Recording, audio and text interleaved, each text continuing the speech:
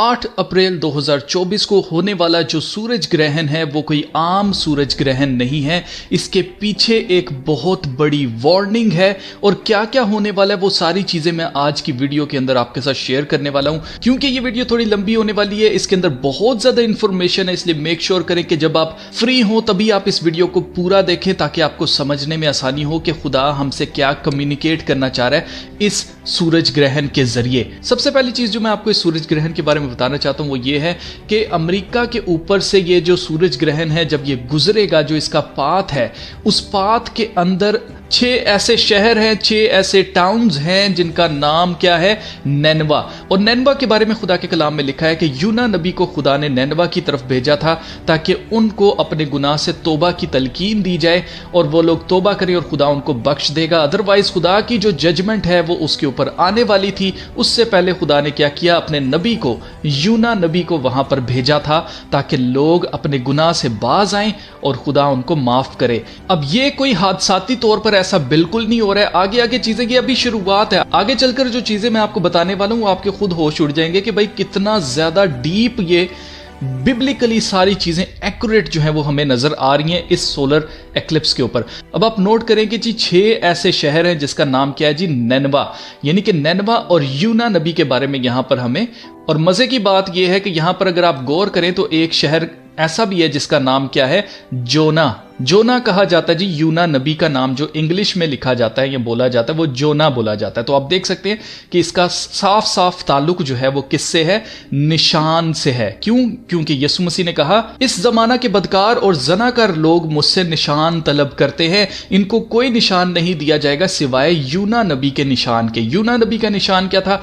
3 दिन 3 रात वो कहां रहे थे, मछली के पेट में रहे थे। यानी कि एक बड़ी मछली ने उनको क्या किया था, निगल लिया था। और 3 दिन 3 रात के बाद यूना नबी को मछली ने उगल दिया था और फिर वो नैनवा शहर को जाते हैं। ये सारी स्टोरी हमें पता है। तो अब आप नोट करें कि क्या तलब करती है ये जो जनरेशन है, गुनाहगार जनरेशन, वो साइन तलब करती है, निशान मांगती है। तो यहां पर एक निशान हमें दिया जा रहा है और मैं आपको बताना चाहता हूं कि सिर्फ यही नहीं है, आगे देखें कि क्या क्या हमें मिल रहा है मजीद। साइंस के मुताबिक जो लोग एस्ट्रोलॉजी को जानते हैं, जो लोग सितारों के इल्म को जानते हैं, वो कह रहे हैं कि ये सूरज ग्रहण इतना खास इसलिए है क्योंकि ये क्या हो रहा है, सीटस नाम की जो कॉन्स्टेलेशन है उसके नीचे होने वाला है। यानी कि हम उस कॉन्स्टेलेशन में इस वक्त जिसका नाम क्या है, सीटस। सीटस का मतलब क्या है जी, द वेल।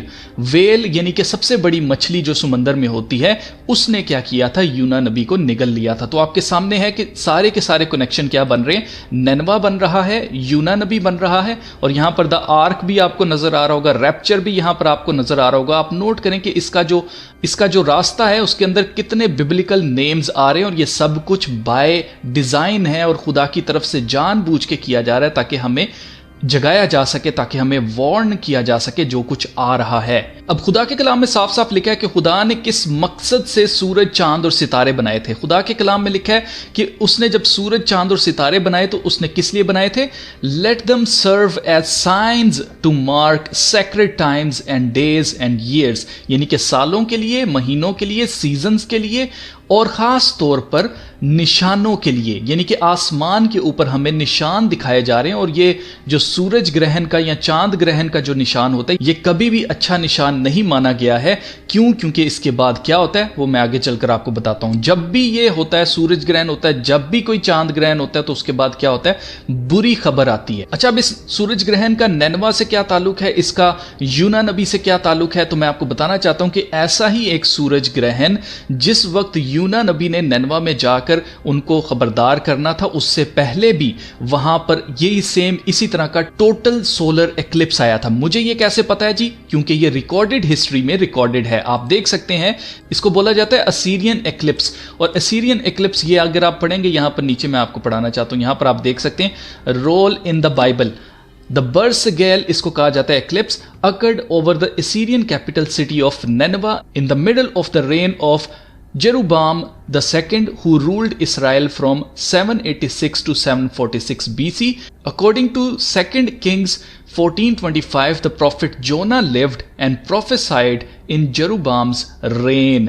यानी कि जिस वक्त ये सोलर एक्लिप्स हुआ, जिस वक्त ये सूरज ग्रहण आया, उस वक्त क्या था, इसराइल के अंदर जो नबी थे वो कौन थे? यूना नबी थे। तो आपके सामने है, सब कुछ बिब्लिकली है जिसका ताल्लुक इस सोलर एक्लिप्स के साथ है। और मैं आपको बताना चाहता हूं कि ये सूरज ग्रहण इसलिए आया था as a warning, as a निशान। और आपको पता है कि उस स्टोरी में क्या होता है कि यूना नबी जाकर प्रचार करते हैं, उनको तोबा की तलकीन देते हैं, उनको कहते हैं कि तोबा करो, और वो सब क्या करते हैं? तोबा कर लेते हैं और खुदा उनको बख्श देता है। अब ऐसा ही एक सोलर एक्लिप्स साल 2017 में आया था और उसका पाथ अगर आप नोट करें तो ये उसका पाथ था। और इस पाथ के अंदर अगर आप नोट करें, पिछले 100 साल में पहली दफा 2017 में कहा जा रहा था कि एक ऐसा सोलर एक्लिप्स आ रहा है जो कि पूरे अमेरिका के नक्शे को कवर कर रहा है, यानी कि वो पूरे नक्शे के ऊपर से क्या करेगा? पूरे अमेरिका में से गुजरेगा। तो 2017 का जो सूरज ग्रहण था उसका जो पाथ था, उसके अंदर अगर आप नोट करें तो 7 ऐसी सिटीज थी, 7 ऐसे टाउन्स थे जिनका नाम क्या था? सैलम। सैलम के बारे में मैं आपको बताना चाहता हूं, खुदा के कलाम में लिखा हुआ है सैलम के बारे में। मलके सदक बादशाह था सैलम का, हाई प्रीस्ट था जिसने बाप इब्राहिम से क्या ली थी? दायकी ली थी। पहली दायकी जब शुरू हुई थी, जब शरीयत भी नहीं आई थी, उस वक्त बाप इब्राहिम ने एक बादशाह जो कि सैलम का बादशाह था उसको क्या दी थी? दायकी दी थी। ये सैलम का बादशाह कौन है जी? ये यीशु मसीह है। तो आप नोट करें कि यहां पर जब 2017 में ये आया है तो उस वक्त क्या था? सैलम जो है उसको हाईलाइट किया था खुदा ने। और आप नोट करें कि इस साल किसको हाईलाइट किया जा रहा है? नैनवा को हाईलाइट किया जा रहा है। सैलम के बारे में जिनको नहीं पता, मैं आपको यह भी बता दूं कि सैलम जो है वो कदीम नाम है यरूशलेम का। यरूशलेम नाम जो है वो बाद में रखा गया, उस जगह का पहले क्या नाम था? उसका नाम था सैलम। तो आप नोट करें कि सब कुछ ले देकर बिब्लिकल है। और 2017 में जब ये आया था सोलर इक्लिप्स, तो इसके बारे में कहा जा रहा था कि ये 100 साल में पहली दफा ऐसा हो रहा है। अब 2017 में जो इक्लिप्स आया था और 2024 के अंदर जो इक्लिप्स आ रहा है, इनके पाथ को अगर हम नोट करें तो ये एक बड़ा सा एक्स बन रहा है अमेरिका के नक्शे के ऊपर। इसका क्या मतलब है? क्या ये काटा है, कैंसलेशन है, क्या अमेरिका तबाह होने वाला है? इस एक्स का क्या मतलब है, ये मैं आगे चलकर आपको बताता हूं। अब यहां पर बहुत कम लोग इस चीज को अटेंशन देते हैं और वो ये है कि पिछले साल 2023 के अंदर भी एक सूरज ग्रहण था जो कि पूरे अमेरिका के ऊपर से गुजरा था। और आप नोट करें कि उसकी तारीख क्या थी? उसकी तारीख थी जी 14 अक्टूबर 2023, यानी कि 7 दिन पहले एक जंग शुरू होती है जिसका नाम क्या है जी? हमास और इसराइल की जंग शुरू होती है, जो कि अभी तक खत्म नहीं हुई है। 6 महीने होने वाले हैं और आप नोट करें अभी तक ये जंग खत्म नहीं हुई है। और आप नोट करें कि सूरज ग्रहण आया था। तो सूरज ग्रहण जब भी आता है, कोई बुरी खबर आती है जो कि पूरी दुनिया को इंपैक्ट करती है। अब इन तीनों सूरज ग्रहण के पाथ को अगर हम मिलाकर देखें तो आप देखिएगा कि आपके सामने क्या बनता है। ये आप देख सकते हैं, इन तीनों का जब हम पाथ जो है उसको देखते हैं तो हमारे सामने एक ए टाइप की चीज बन रही है। हमें लग रहा है जैसे अल्फाबेट ए लिखा हुआ है, जबकि हकीकत में ये एक अल्फाबेट जरूर है लेकिन ये ए नहीं है। ये कौन सा अल्फाबेट है? तो इसके बारे में जो लोग इब्रानी जुबान को जानते हैं और उसकी पिक्टोग्राफी को जानते हैं तो वो अच्छी तरह से समझ गए होंगे कि ये कौन सा लेटर यहां पर बना हुआ है। ये बेसिकली मैं यहां पर आपको पिक्टोग्राफी दिखा रहा हूं। ये आप देख सकते हैं, ये पिक्टोग्राफ है। ये पहला हरफ है इब्रानी जुबान का जिसको अलिफ बोला जाता है। तो अलिफ जो है उसकी शेप पिक्टोग्राफी में क्या बनती है? बिल्कुल इस तरह का ए बनता है। तो आपके सामने एक ए जो है अमेरिका के नक्शे के ऊपर बन रहा है। और उसके अलावा अगर आप नोट करें तो यहां पर बीच में जहां जहां ये ओवरलैप कर रहा है वहां पर आप नोट कर सकते हैं एक क्रॉस बन रहा है, कांटा बन रहा है। ठीक है, ये 3 दफा यहां पर कांटा बन रहा है। और ये जो कांटा सा बन रहा है या ये जो कैंसल का मार्क बन रहा है या एक्स बन रहा है, इसका क्या मतलब है? तो इसका भी हिब्रू लेटर से लेना देना है जी। अगर मैं आपको दिखाऊं, यहां पर आप देख सकते हैं आखिरी जो लेटर है इब्रानी जुबान का, उसको पिक्टोग्राफी में इस तरह एक्स बनाया जाता है और उसका नाम क्या है जी? ताव। तो आप देख सकते हैं ताव जो है और अलिफ जो है ये पहला लेटर और ताव क्या है? आखिरी लेटर। मुझे लगता है कि ये जो सोलर इक्लिप्स है ये दुनिया के लिए आखिरी वार्निंग है खुदा की तरफ से।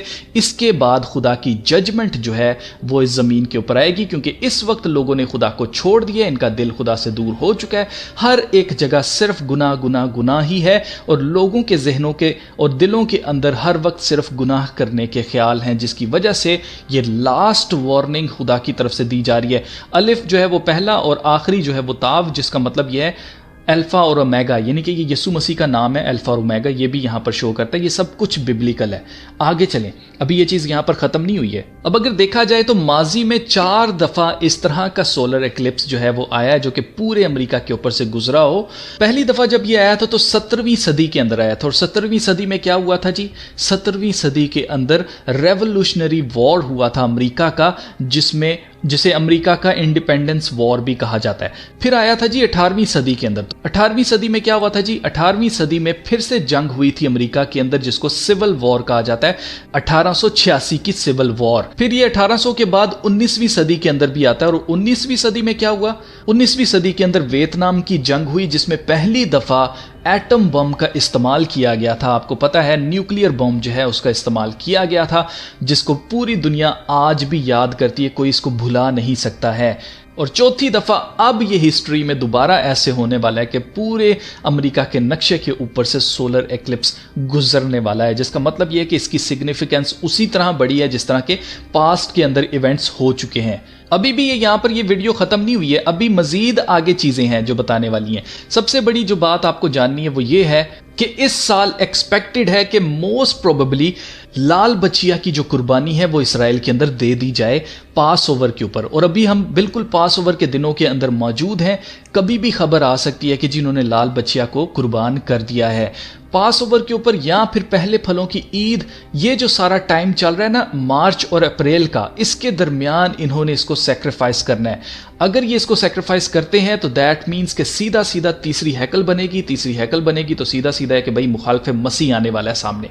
देखें, जब भी कभी कौम इसराइल गुनाह में घिरी है, उन्होंने खुदा का इनकार किया, तो खुदा ने क्या किया है? दूसरी कौमों को खुदा उनके ऊपर चढ़ा लाया, वो उनको असीर करके गुलाम बनाकर अपने साथ ले जाते थे। जब भी ये गुलामी में जाते थे तब ये सच्चे दिल से खुदा की तरफ वापस मुड़ते थे। तो गुलामी जो है वो एहसास दिलाती है कि हमें खुदा की जरूरत है, हमें निजात दहिंदा की जरूरत है। जब भी खुदा के लोग गुनाह में गिरते हैं तो खुदा क्या करता है? कौमों को चढ़ा लाता है। तो मोस्ट प्रोबेबली अगर मुखालिफ मसीह की बादशाहत आती है तो इस वक्त सिर्फ कौम इसराइल नहीं बल्कि पूरी दुनिया गुलामी में जाने वाली है। जिसके भी माथे पे या उसके राइट हैंड के ऊपर मुखालिफ मसीह की छाप नहीं होगी वो खरीदो फरोख्त नहीं कर सकेगा। ये गुलामी है। अभी भी ये वीडियो यहां पर खत्म नहीं हुई है। एक और चीज ऐसी है जो कि आ रही है और मैं आपको बताना चाहता हूं, लाल बचिया की अगर कुर्बानी हो जाती है तो ये बहुत बड़ी जंग होने वाली है, जिसको जूझ माजूझ की जंग भी कहा जाता है। मैं ऐसा क्यों कह रहा हूं, उसकी रीजन मैं आपको बताना चाहता हूं। अभी आप रिसेंटली देख सकते हैं हमास और इसराइल की जो जंग हो रही है उसके बारे में कहा जा रहा है कि 5 इन्होंने लाल बचिया जो है वो अमेरिका से इंपोर्ट करवाई थी, जिसके बाद हमास ने क्या किया है? तूफान अक्सा, आपको पता है कि उन्होंने मस्जिद अक्सा को बचाने के लिए उन्होंने ये जंग शुरू की थी। तो आपके सामने ये लाल बचिया, सिर्फ एक लाल बचिया जो है वो जंग करवा रही है। अभी तो उन्होंने सेक्रीफाइस नहीं किया, तो अगर सेक्रीफाइस कर देते हैं, थर्ड टेंपल बनाना शुरू कर देते हैं, तो फिर कितनी बड़ी जंग होगी। अब मजे की बात कि यहां पर वीडियो खत्म नहीं हो रही है। एक और चीज है जो कि साइंसदानों को इस वक्त अचंभे में उसने डाला हुआ है, और नासा कह रहा है कि ये बहुत ही रेयर एक इवेंट है जो होने वाला है इस सूरज ग्रहण के साथ, उसका ताल्लुक है। क्या है जी? मैं आपको दिखाना चाहता हूं। एक्सप्लोसिव यानी कि फटने वाला devil comet returns for first time in 71 सालों में, 71 years ड्यूरिंग अप्रैल 8 एक्लिप्स, नासा सेज। यानी कि इस साल जो एक्लिप्स होने वाला है 8 अप्रैल को, उसके ऊपर क्या आने वाला है? एक ऐसा शहाब साकिब या एक ऐसा कोमेट या ऐसा सितारा जो है जो कि जमीन के पास से गुजरने वाला है, जो कि फट सकता है, जो एक बॉम्ब की तरह फट सकता है। इतना खतरनाक ये कोमेट जो है आ रहा है जमीन की तरफ, और इसका क्या नाम रखा गया? इसका नाम रखा गया है डेवल कोमेट। तो आपके सामने सब कुछ बिब्लिकल जो है वो हमें नजर आ रहा है। शैतान का नाम आ रहा है, खुदा का नाम आ रहा है, ननवा का नाम आ रहा है, यूना नबी का नाम आ रहा है, वेल का नाम आ रहा है। तो ये सब कुछ कोई इत्तेफाक नहीं हो सकता मेरे भाई, ये लास्ट वार्निंग है खुदा की तरफ से। लोग निशान मांगते हैं ना, तो इससे बड़ा और निशान क्या होगा? सूरज ग्रहण। और ये सिर्फ कोई मसीही नहीं मानते हैं जो कि होली स्क्रिप्चर्स के ऊपर बिलीव करते हैं। आप दुनिया के जितने भी तहजीबें हैं, सारी तहजीबों को उठाकर देख लें, सब के सब कहेंगे कि सूरज ग्रहण कोई अच्छा ओमेन नहीं है, ये कोई अच्छा निशान नहीं है। तो जीजो, ये सब कुछ खुदा की तरफ से साफ साफ एक वार्निंग है। जैसे ननवा के लोगों को खुदा ने तबाह करने से पहले उनको वार्न किया था कि तौबा करो तो तब तुम बचोगे। तो उस वक्त उन लोगों ने क्या किया था? तौबा कर ली थी, जिसकी वजह से खुदा ने उनको तबाह नहीं किया। तो आज अगर हम तौबा कर लेते हैं तो खुदा हमें कुछ और वक्त देगा ताकि हम बदल सकें, ताकि हम खुदा को तलाश कर सकें। हम जो अपनी दुनिया के अंदर खोए हुए ना कि हम इस दुनिया की चीज़ें हासिल कर लें, हम अमीर कैसे हो जाएं, हम कैसे जो है वो कामयाब हो जाएं इस दुनिया के अंदर, तो हमें थोड़ा सा वक्त निकाल के खुदा को जानने की ज़रूरत है, उसको ढूंढने की ज़रूरत है। जिन्होंने अभी तक यीशु मसीह को अपना निजात दहिंदा कबूल नहीं किया है, पर्सनल सेवियर कबूल नहीं किया, उनके पास मौका है, ये वक्त है, क्योंकि ये एक्लिप्स होने के बाद कुछ बहुत बड़ा बुरा इस दुनिया के ऊपर आने वाला है। और उससे हम बच तभी सकते हैं जब हम सबको, पूरी दुनिया के अंदर जितने भी लोग हैं, सबको कहें कि खुदा के सामने झुकें, तौबा करें, अपने गुनाहों का इकरार करें, तभी हम इस तबाही से बच सकते हैं। अदरवाइज ये तबाही आनी ही आनी है।